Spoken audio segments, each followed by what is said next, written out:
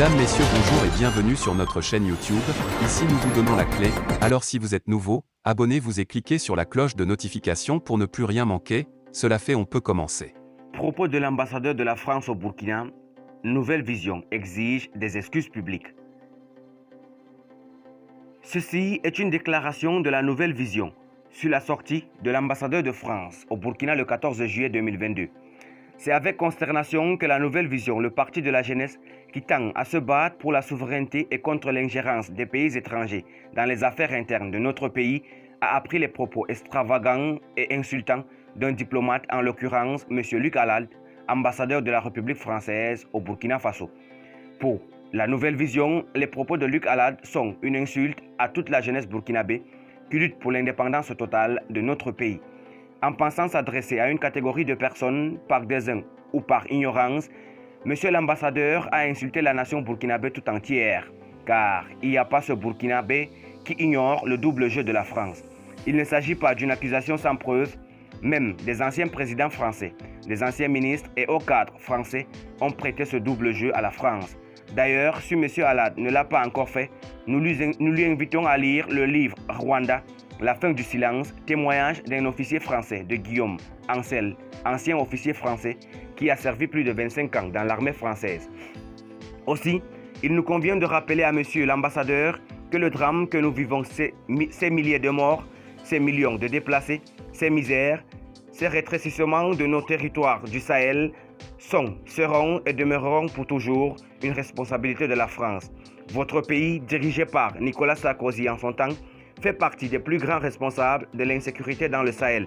Sans la destruction de la Libye par la France avec ses complices, le Sahel, aujourd'hui, serait un havre de paix et de tourisme. Est-ce une accusation sans preuve?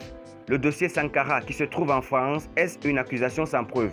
Le génocide rwandais, est-ce une accusation sans preuve? La France a les mains souillées de sang africain. Nous faire croire que la France ne joue pas un double jeu, c'est comme nous faire croire en l'amour d'une prostituée.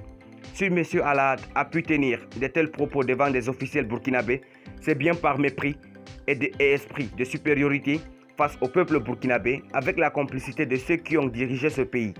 Qu'à cela ne tienne, nous sommes convaincus qu'un jour, nous serons totalement libres de la France, de ses valets locaux, et nous imposerons le respect de notre peuple au reste du monde.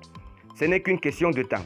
Et M. Alald, sans avoir de remords pour ce propos du 14 juillet, se permet de nouveau de mettre au défi, encore une fois, ce 21 juillet 2022.